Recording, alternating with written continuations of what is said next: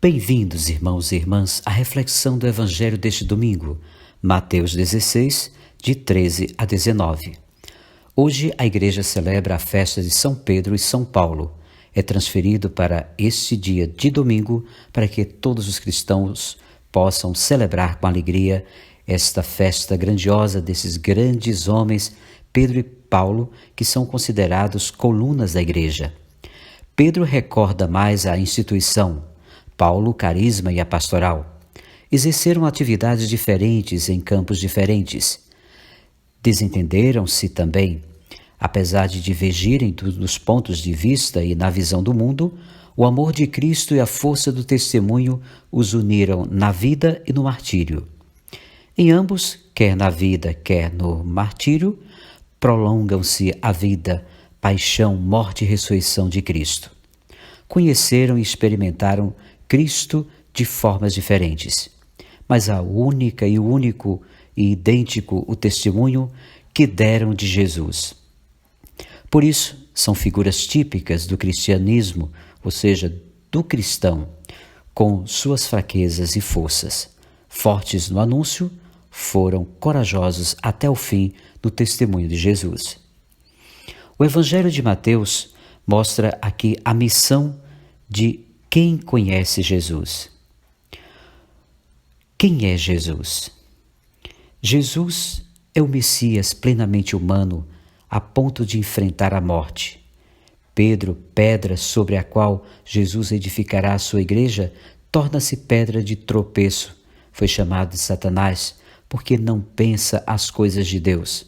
Ao contrário, está agarrado à mentalidade da sociedade estabelecida que espera um Messias glorioso e poderoso e por isso mesmo rejeitará Jesus, levando-o à morte. E a seguir, Jesus mostra as consequências para quem reconhece que ele é o Messias.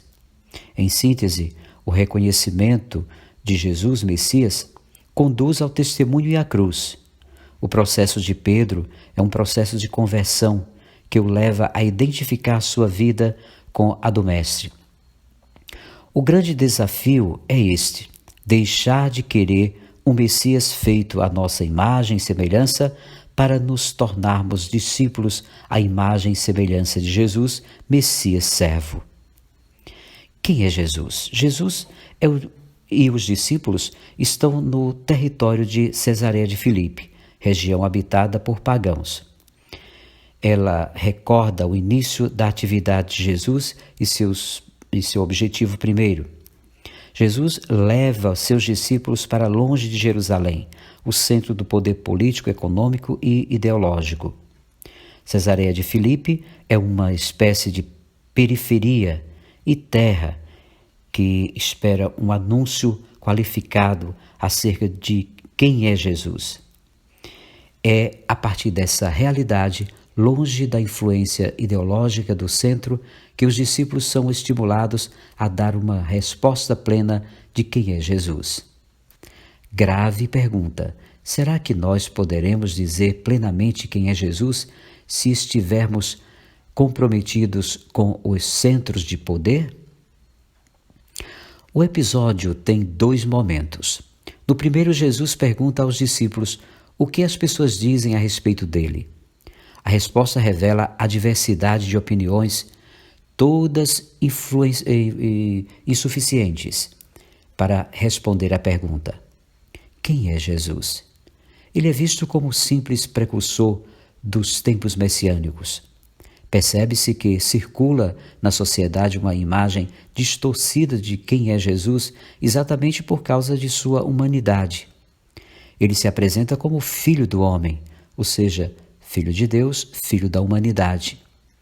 Título que o situa no chão da vida de todos os mortais. Ele é carne e osso como qualquer um de nós. E justamente por isso é que começam as distorções. Alguns dizem que é João Batista, outros que é Elias, outros ainda que é Jeremias ou algum dos profetas. De acordo com essas opiniões, certamente importantes, Jesus não ultrapassa a barreira do velho, pois está simplesmente inserido na tradição profética. No segundo momento, Jesus interpela diretamente os discípulos que haviam visto sua luta para implantar a justiça do reino. Para vocês, quem sou eu? A resposta de Pedro mostra quem é Jesus, o Messias, o Cristo, Filho do Deus vivo. Essa resposta é um dos pontos altos do Evangelho de Mateus, cuja preocupação é a de apresentar Jesus enquanto o Emanuel, o Deus conosco, o Salvador, Jesus, o Deus que salva. Jesus é a realização das expectativas messiânicas, o portador da justiça que cria sociedade e história novas. Ele supera, portanto, a barreira do velho e introduz a novidade. A comunidade nasce do reconhecimento de quem é Jesus. Reconhecer Jesus, desse modo, é ser bem-aventurado, porque através dele o cristão mergulha no projeto de Deus realizado em Jesus. Ninguém chega a entender quem é Jesus a não ser mediante o compromisso com suas propostas, a justiça do reino, por exemplo, que são as mesmas do Pai. O reconhecimento de Jesus não é fruto de especulação ou de teorias sobre ele, e sim de vivência do seu projeto, a prática da justiça. É a partir de pessoas que o confessam como Pedro que nasce a comunidade. Essa confissão é forte como a rocha, porém não é fácil confessar. Jesus mostra que a comunidade cresce e adquire corpo em meio aos conflitos, às portas do inferno ou o poder da morte, onde forças hostis procuram derrubar o projeto de Deus. Jesus confia grande responsabilidade de liderança e quem o confessa como Messias. Qual é a função dessa liderança?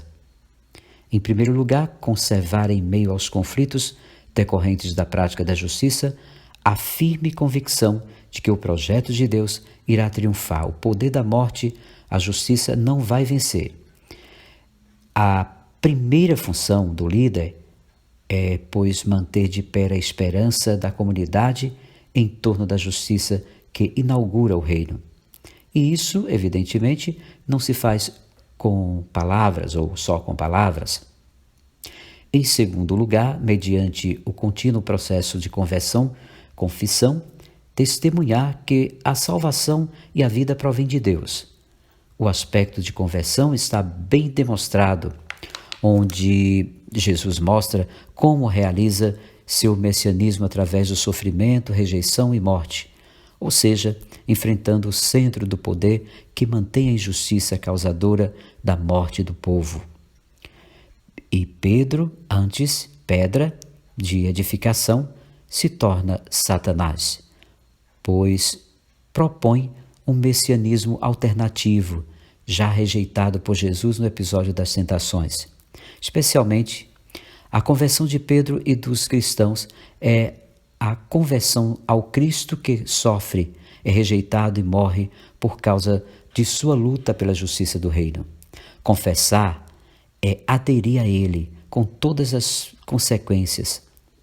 O projeto de Deus continua na comunidade. Jesus realiza o projeto de Deus, é o Messias no contexto de conflitos e violência, passando pela morte e vencendo-a. Seu messianismo, de fato, é uma luta constante em favor da justiça do reino. O texto fala de Pedro e de sua liderança na comunidade. Qual é a função dessa liderança?